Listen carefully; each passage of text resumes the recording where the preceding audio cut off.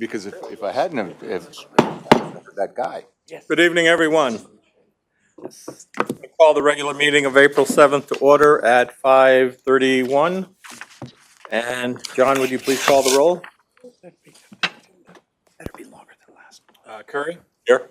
Adel, Here. Anderson, Here. Avedisian, Here. Bazzano, Buell, Here. Bush, Here. Desai, Here. DeBella, Here. Drake, Here. Gale, Gardeau, Here. Gentile, Here. Healy, Here. Hoffman, Here. Hoheb, Here. Holloway, Here. Johnson, Here. LaChance, Here. Lester, Here. Lewis, Here. Magnan, Here. Mandyke, Here. Maniscalco, Payne, Here. Patel, Here. Salemi, Here. Huber, Here. Taylor, Carini, Torres, Here. Wolf, Carrier. We have a quorum. Thank you, John. Please stand for the Pledge of Allegiance. I pledge allegiance To the flag, United States of America, and to the republic for which it stands, one nation, under God, indivisible, with liberty and justice for all.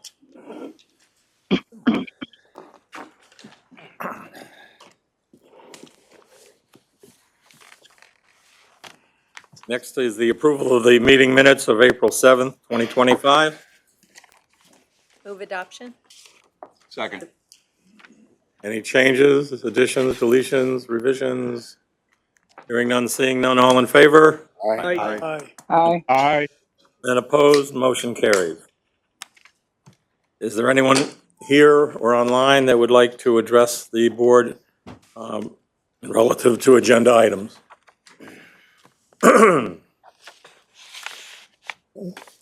You. Independent consumer advocate comments and questions relative to agenda items. None at this time, thank you.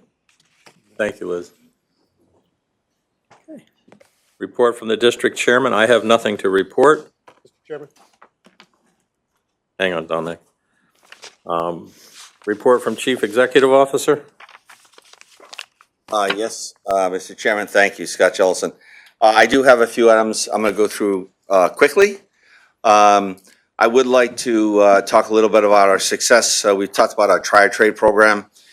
As you remember in some of our presentations, Jamie has and also Jeff King has presented. You have a flyer, which we just performed our last this year's Tri-Trade event, April 14th through the 17th. In the last 2 years, was promulgated because of North Hartford projects, we made a commitment to hire 30% local workforce, which we've never done before.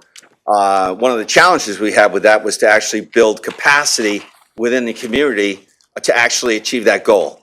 And the Learn to Earn program that we've been doing really since 2015 has not provided us with the benefit that we've always goal was to hire young people from our Hartford in 8-member town communities to work at the MDC. But this program has been very successful with a lot of hard work from our HR staff, our Jeff King, and our construction staff. And we've little summary just about what we did and how we do it. But we have a video which we're going to share with you tonight. It just shows some of our results that we've hired. Actually hired individuals from our technical high schools. And one of the benefits to this program that is different than the Learn to Earn program, a lot of the Learn to Earn kids we were receiving from our schools, there were kids that wanted to go to college. They weren't looking for a trade, so to speak. So the Tri-Trade program, I think Commissioner Salemi even suggested it, that we should be focusing on the trade schools, which we are, and a much different result. And so it's been a huge benefit. So we're going to, if you have any questions, we're going to show the video.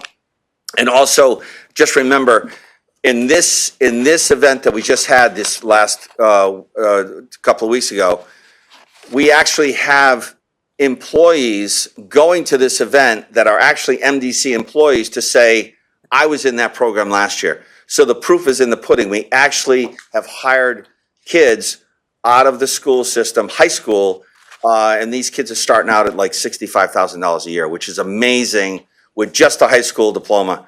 So I'm gonna, instead of go through this, you can look through this, but we're gonna just show the video, which was obviously played at the event as well.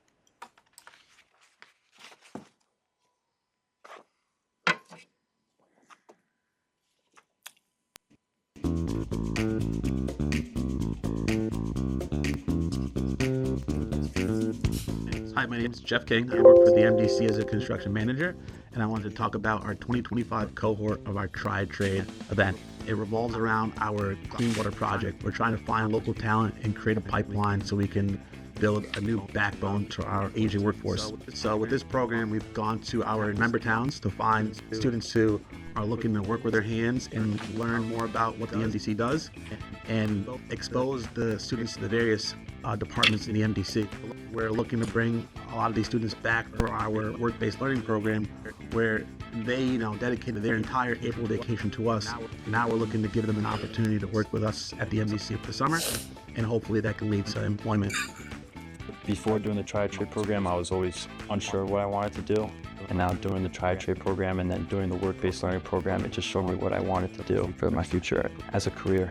Getting a chance to actually do some of the things that actual operators do here, just seeing how they take all the dirt out from the water and just completely separate it, and just see how dirty the water is, and then going like 2 feet away just to see how sanitary and clean the water was. My favorite part would have to be seeing the different facilities and seeing what they do. The experience is really good so far. People are very helpful with explaining stuff. Our 2024 cohort produced a lot of great employees, and these students are doing a great job. It's only been 1 year, and we're already seeing a lot of fruits for our labor. I am Deshaun Smith. I am part of the MDC. I am an employee. I joined the Tri-Trade straight out of high school. I decided to do this because college is not for everybody. They taught me welding. I got to learn cutting. I got to learn ironwork and laboring and carpentry and a lot of different things like electrical. I ended up in water. It's not just a job, it's a career. My name is Alexi Toro. I work at West Hartford Water Filters. Started at the Tri-Trade program, and from there, my career, I guess you could say, really took off. It really opened my eyes to how many opportunities you could really get from the MDC. I definitely seen this as like a job that I could be in here for like years to come and have a good, successful career, and something that could really change my life, basically. I would definitely recommend this program because if you don't know what you want to do for a career, this is definitely a program that will interest you to a whole bunch of opportunities, especially at MDC, because we're constantly growing at the MDC. So this is a big opportunity. I would definitely recommend it. I already tried to recommend some of my friends to just come in and work at MDC. The opportunity of the career, like the benefits that you could get while being here. Take the opportunity as quick as you can. I definitely would say take this as an opportunity.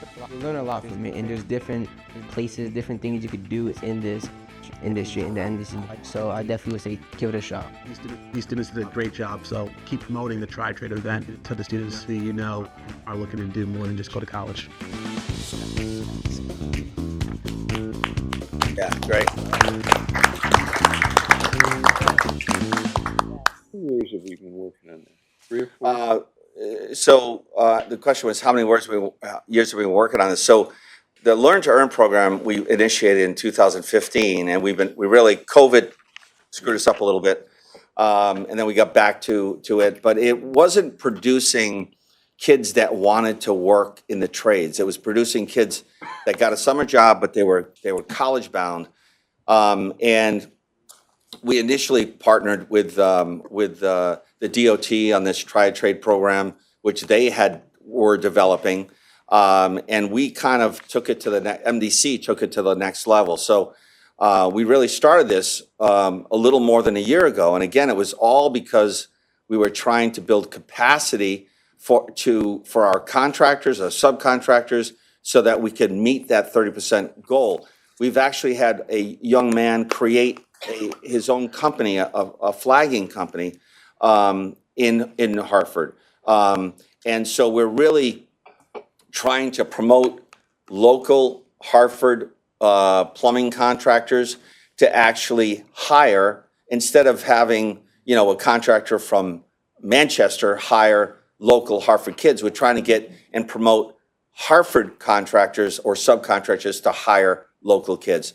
And this program, in a year and a half, let's say 2 years, this coming summer, we will have hired 4 kids, 2 at the wastewater drinking water treatment plant and 2 at the wastewater treatment plant, under this program, and it's just been a huge success. And again, a lot of work, a lot of hard work from Jeff King and the community and the school systems and Jamie and her staff in HR. So we're very, very happy about this program.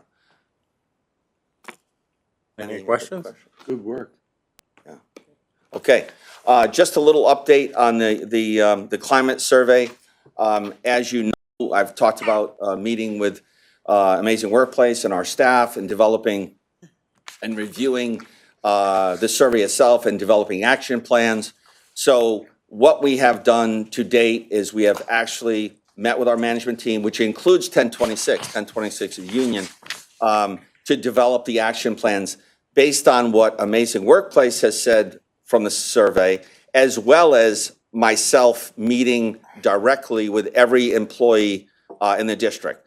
And so the information I received and the information received from Amazing Workplace, we have developed draft action plans for each department.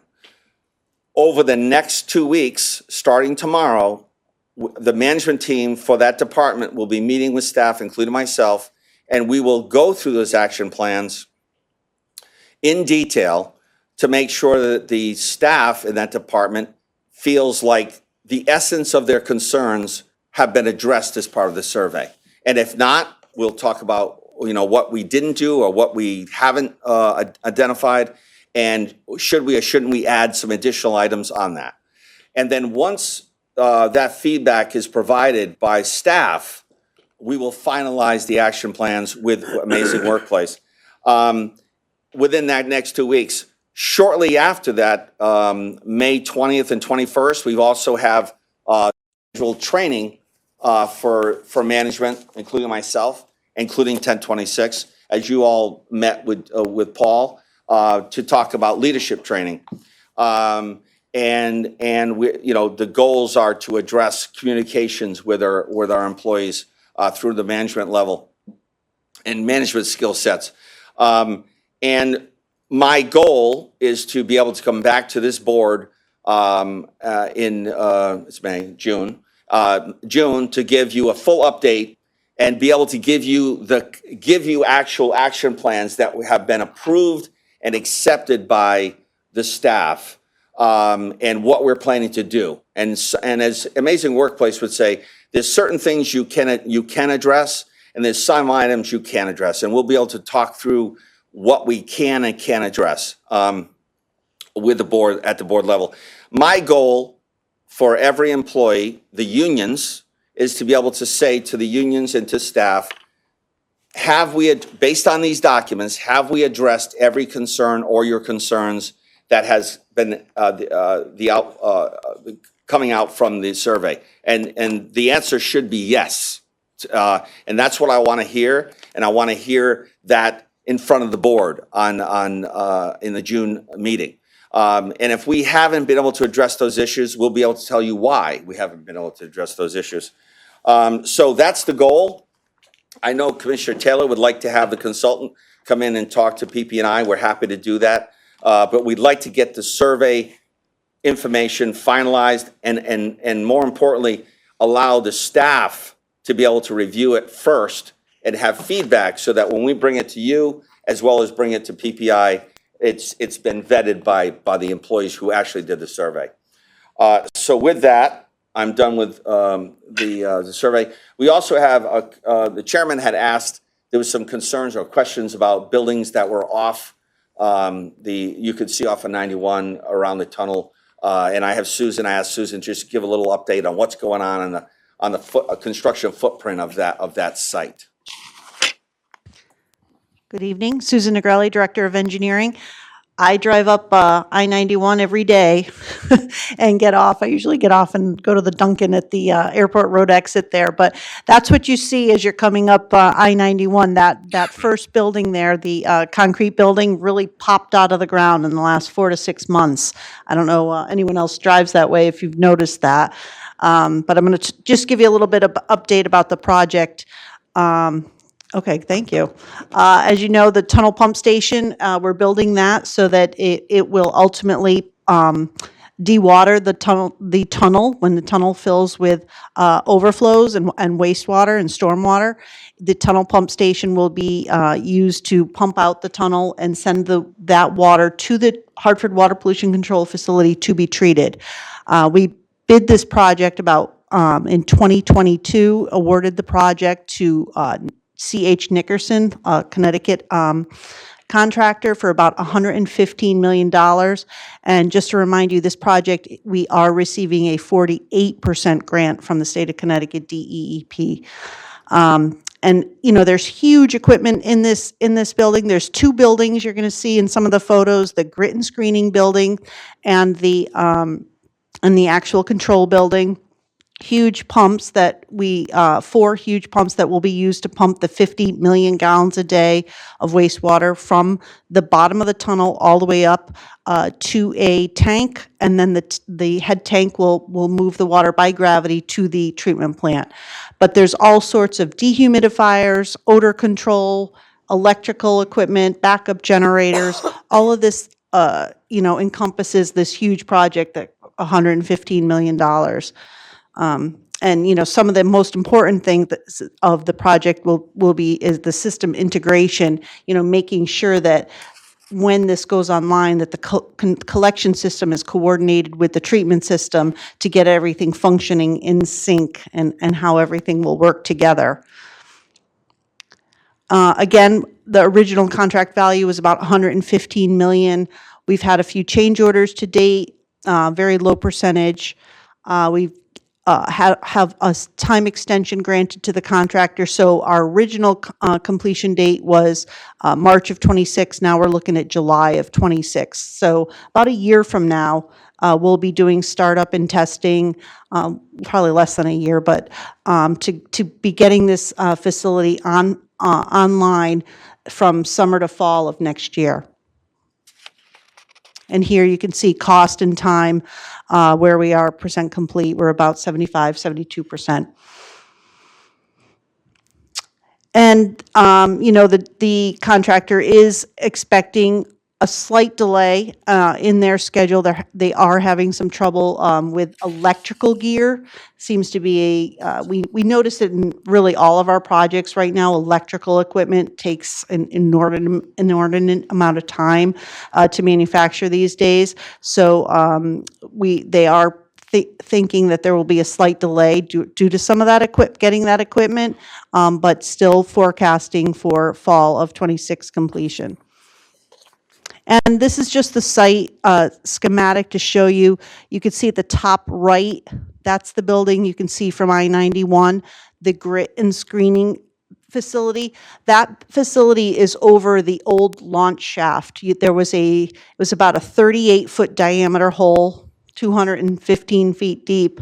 So that is where all the grit and screening equipment will be, the bar racks, everything to take the trash out of the tunnel before the water will get pumped over to the plant. That's a that building, it is concrete. It's going to have a brick facade, very humid environment in there. So we did stay with it to be concrete. The control building, which you can see in maybe the lower left side, that is the building that's constructed over the 70-foot diameter pump station shaft. So at the bottom of that shaft, you can see in the picture, is where the large pumps are, which will be used to pump the water up to the head tank, which you can kind of see in the schematic there. And from the head tank, the force main takes the water over to the treatment plant. And you could see there's just, huge areas for dehumidification pads, generator pads, where the electrical power is on the site, the utility service, odor control pad. It's a large construction site that's very active right now. Next slide. And there it is in the same, kind of the same view. So you could see I-91 coming, if you're coming up 91, you're coming out of the top there. With that grit and screening facilities is the building that you see. So very active site underway right now. And these are just some of the tunnels of some of the equipment. I'm not going to go through it in detail, but huge bar screens, again, to remove the trash out of the water. There's 2 channels that were constructed within the grit and screening shaft. Electrical rooms. You could see the actual concrete building there over that. In that building is the concrete building, the grit and screening facility. And the next one, the control building, just setting up the roofing system, the purlins, getting the electrical room together, all the piping. I don't know what happened to the elevator shaft. There it is. That was constructed very early. But again, that's where all the controls, all the pumps, again, located 200 feet down. A lot of the equipment. So a lot of cranes on site for this construction. And the next one, again, here's everything that's down in that lower level, again, 200 feet down. That pump and the picture of the dewatering pump all the way up in the top left, that picture doesn't really do it justice. That's at the testing facility, but those pumps are huge. Some of the isolation valves there. And you can see the bottom center is basically the basement, the very lower level of the pump station building. So you're down 210 feet there, and all the piping and the pump equipment that is down there today. And again, just some other, valves and bypass gates, the head tank where the water will go after it's pumped.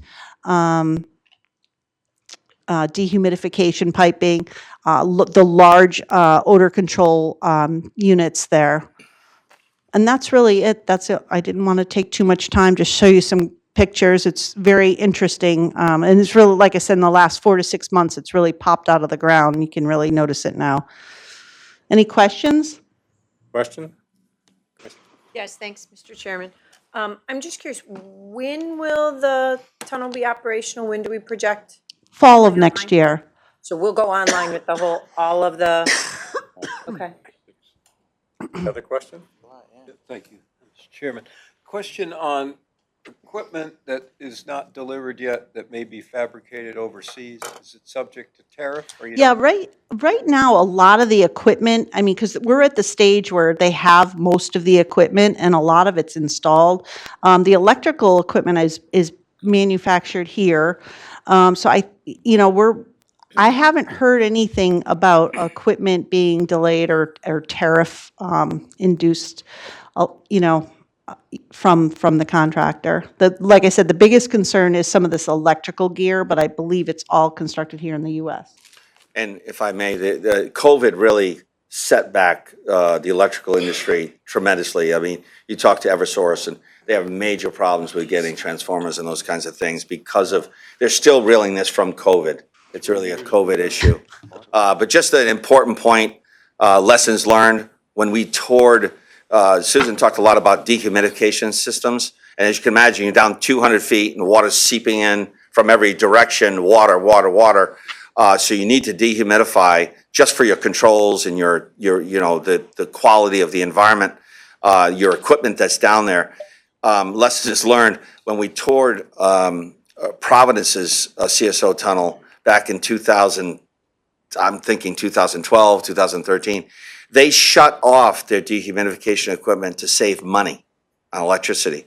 And it created major problems with their controls and their equipment operationally. So lessons weren't learned. We're going to operate our And I did giving. show you one, like I keep saying, one of the buildings is concrete and the other one is a more of a prefab metal building. Yeah. And that we did do some value engineering there, and we had both buildings were going to be concrete and brick facades, but we did value engineering. But we kept the wetter building, the more humid building, we kept that concrete, but we were able to change the control building to, to save some money there, and we went with prefab. Commissioner? Thank you, Mr. Chairman.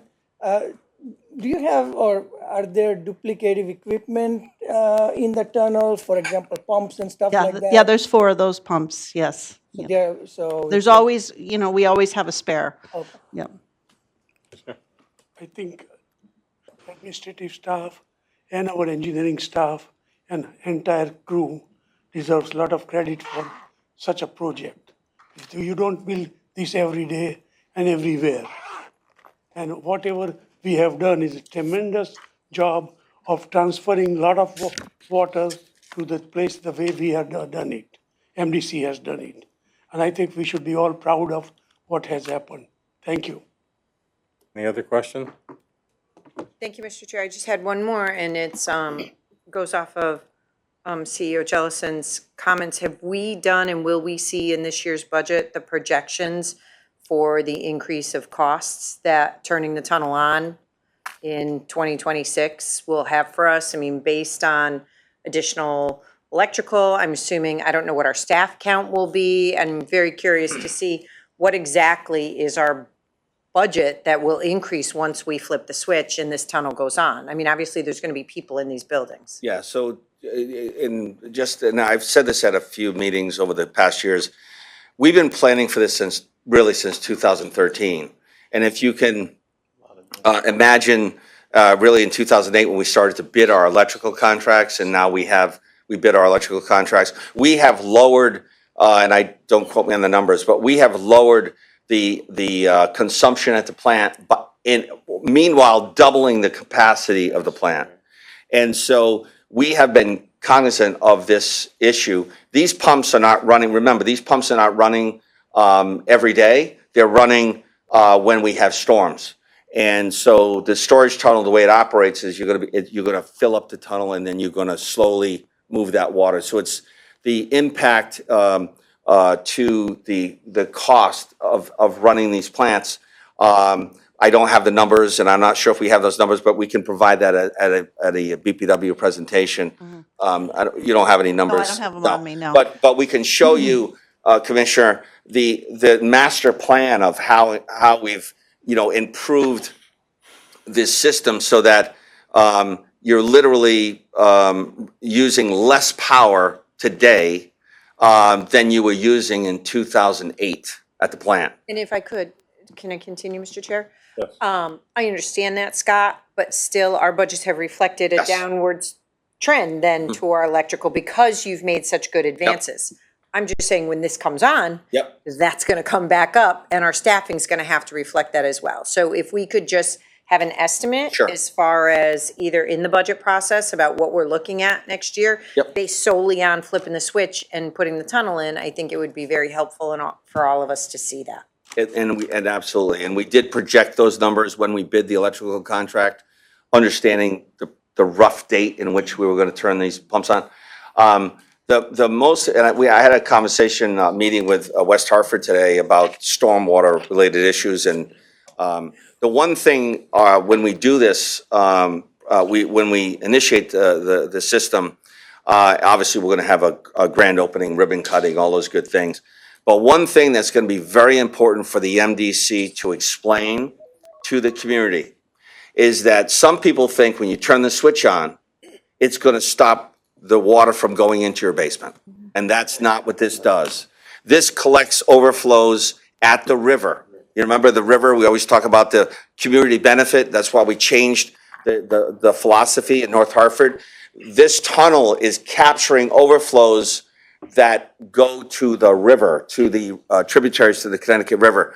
And necessarily turning it on is not going to, it's not going to create more capacity in the sewer pipe for diminishing the impacts to a community during a storm. It's only to alleviate the overflow to the river. So that's a real important communication point that we have to make. This is a CSO clean water discharge to the tributaries of the Connecticut River issue, not to solve basement backups. Long Island Sound. Right, it's a Long Island Sound issue. Any other questions? Commissioner? Yeah, just following up on the commissioner's question, I think to simplify it, I think we're looking at, since we won't know when we're going to get the storms, how difficult that storm is going to be, that sort of thing, that we probably estimate what it would be, what it would cost per hour, for instance, to run it. I think that's kind of what we're looking at, you know, if we have to run it for 10 hours, if we have to run it for 5 hours, you know, something like that, that kind of simplifies it so that we know what kind of labor we have to have assigned to this. And the other kinds of things, the electrical net, I think that's probably the lesser of the cost, but I think to the actual manpower to run this thing for an hour, depending on how many hours we would have to run it to deal with the storm water coming into the system. And if I may, the size of the pump, the 4 pumps, the size of the system has been designed based on historical storm data. So it's real. We have real data in knowing what we need to and how we need to pump that. And I just don't have those numbers, but we do have those numbers, Commissioner, in terms of our expectation of how much power we're going to use. The generators have been sized and all of this stuff. So we'll give a full presentation at BPW. And Commissioner Van Dyke, just so you know, I don't think your question's premature, that ongoing and preliminary discussions about the upcoming budget are already taking place. So, you know, even though we've just entered into May, so it's all already there, but thank you. Any other questions?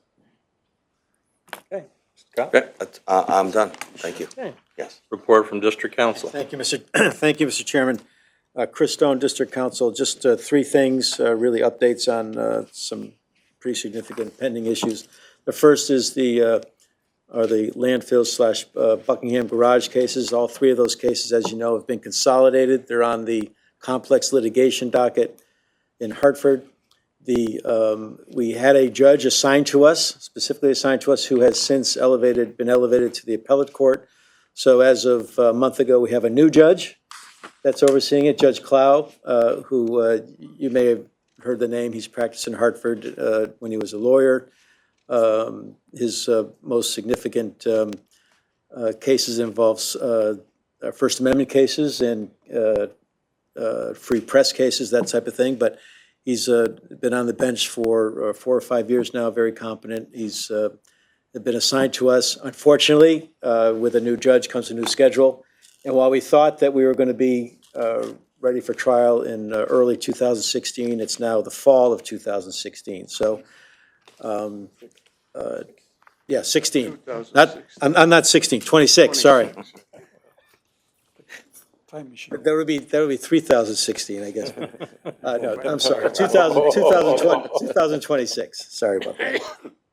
We thought we were going to be going forward in January of 2026, but it's been extended. There's nothing we can do to control that. In fact, the dates we have in the fall of 2026 are the earliest dates we could have gotten from the choices we had. So we chose the earliest of possible dates. The second issue is the Colebrook Reservoir and the termination of that contract. We received from the U.S. Attorney's Office a draft termination agreement. We're reviewing that. One component to that agreement is an accounting by the Army Corps of Engineers of whatever monies may be owed to date. You recall that we had stopped paying them directly. We have held some money through our budget in I'll call it an escrow, but held it back as part of our budget, so we had a reserve in which to tap once we knew the final numbers. In addition to what we have on our books as a reserve, the U.S. government as is their right to do, has been intercepting water bills that they would otherwise have to pay for federal buildings or federal operations within the state of Connecticut and within the NBC jurisdiction. One of the major water users in Newington is the Veterans Veterans Facility in Newington. They have intercepted the approximately $40,000 per month, payments, which on the face of it says, you might want to cry foul, but we're going to end up paying that anyway. So we're good for approximately $40,000 a month, which, do the math, it works out to some $480,000 plus or minus, which we already have credited to us. And that's been going on for more than a year, so there's a credit back to us. We're working with that, not only in terms of the termination of that contract, but also the surrender of our FERC license for the hydro facility at the Colebrook Dam. And also there's some personal property equipment that we don't need. We're going to offer that to the Army Corps as part of the negotiations, either as an offset over what we owe.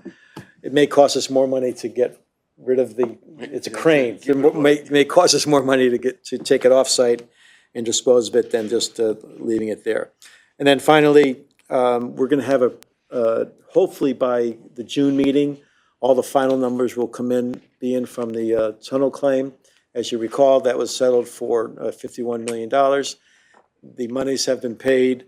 We're waiting on reimbursement from the state of their percentage, which is about 45% of what we paid, less $28,000.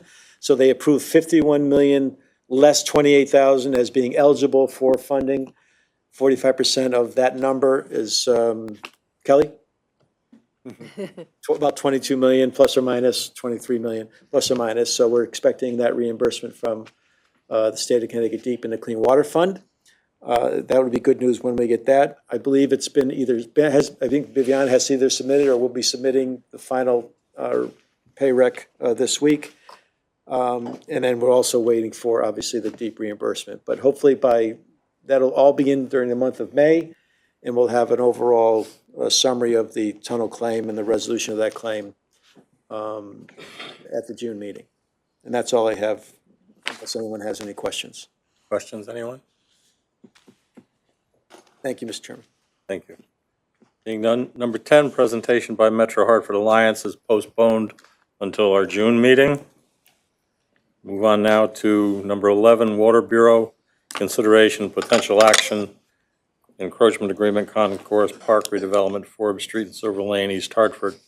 Chair recognizes Chair Adel for a motion. Thank you, Mr. Chairman. On the March 31st meeting, the Water Bureau went over the JASCO plans in East Hartford. We had a few modifications to the agreement, mainly so that we wouldn't approve until everything had been filed completely with the board, with the town of East Hartford Land Records, but passed unanimously on the Water Bureau. Thank you, Mr. Chairman. Is there a second? Second. Discussion? Seeing none, hearing none, all in favor? Aye. Aye. And opposed? Motion carries. Move on to Bureau of Public Works, consideration of potential action. And we have 3 items, and I'll leave it to the chair of Bureau of Public Works, but whether to do them individually or as one. But we have the encroachment agreement, Concourse Park, Silver Lane, East Hartford.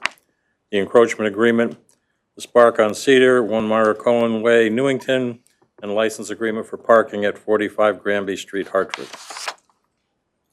Chair recognizes Chair Hoffman. Yes, Mr. Chairman, just to report on Public Works, the first 2 items, A and B, were encroachments. They were both dealt with unanimously, passed through the committee. The third item, John, can you, John Myrtle, maybe you just clarify if we actually took action on that third item? Yes, yeah, See- that was passed at BPW as well. Okay, I thought it might have gotten wrapped up in the other part of our discussion, which was continued to a further date.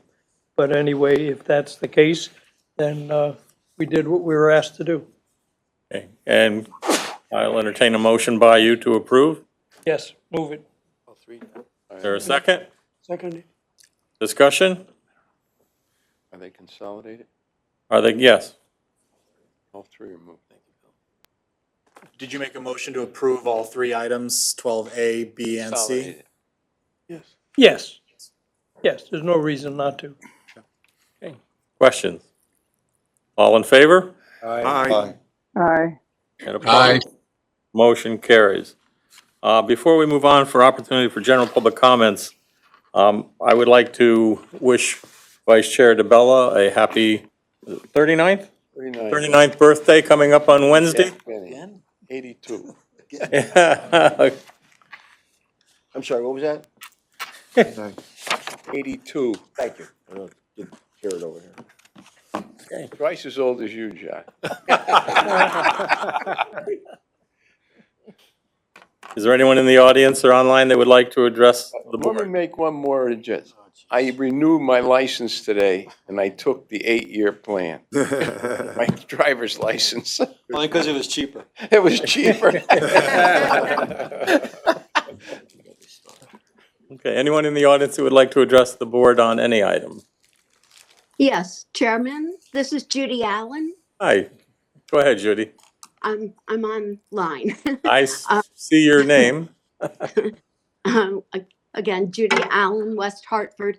And just briefly, I was listening to public radio the other day, and I think it was a public service announcement from DEEP, and they were looking for lifeguards. So I'm wondering if that's an option for the MDC to consider, that there might be a way to get the word out that way. Thank you. Thank you, Judy. Okay. Commissioner requests for consideration of future agenda items. Commissioner Adel. Thank you, Mr. Chairman. I'd like to add to a future board meeting, perhaps a process whereby commissioners are notified when we have larger mishaps or events in their communities, like we had in Weathersfield last week. I'd like to have some consideration of that. Thank you. Thank you. Mr. Yes, thank you, Mr. Chairman. I just wanted to propose a future discussion regarding the sump pump program. So I recommend that program quite a bit. I'm involved with real estate, and there's a lot of people that I recommend the program to, and I've stopped recommending the program. And the reason I stopped recommending it is because of the discharge problem with the sump pump. So there's really no engineering that occurs when the water leaves the house. So it's basically you put it out the front, you put it out the side, and then it becomes the homeowner's problem to deal with that water. And so I actually have participated in that program willingly and excited to be helping the system, and it's actually served me to have additional issues with erosion, puddles in places I didn't want. If I could interrupt, are you asking for a sub pump on to be put on a future agenda? Yeah, I mean, I guess that was a long way about going. It was a very long way. I thought it was Scott talking for a minute. They call it density. Oh. So yeah, so I'm looking forward to have a future discussion regarding the sump pump program. Okay, thank you. Any other commissioners? Density problem. Dominic, I cut you off early in the evening. Did you have something? Thank you, Mr. Chairman. Yes, I just wanted to thank Dave Ruddy for all his work and all the other staff that worked on the 25-year dinner. It was a wonderful event, and it was just fantastic. Thank you very much, and congratulations to all the employees that made the milestone of 25 years all the way up to 40 years working here at the MDC. And I think that the other two commissioners that joined me, Commissioner Bush and Commissioner Desai, would agree that it was really a wonderful event. So thank you very much, David. Thank you, Mr. Dominic. Chairman. Okay. And before I adjourn, I would like to just say that I've had a couple of commissioners approach me and ask that I have better control of this meeting. And I take their advice in a positive way. And the questions that have come up are being questions asked back and forth, and not through the chair. So, future meetings, if that comes up, I'm going to gavel and ask that you ask questions through the chair. And I'm going to those commissioners that have raised these concerns, I'll try to do a better job. So with that, we have completed the agenda, and this meeting is adjourned.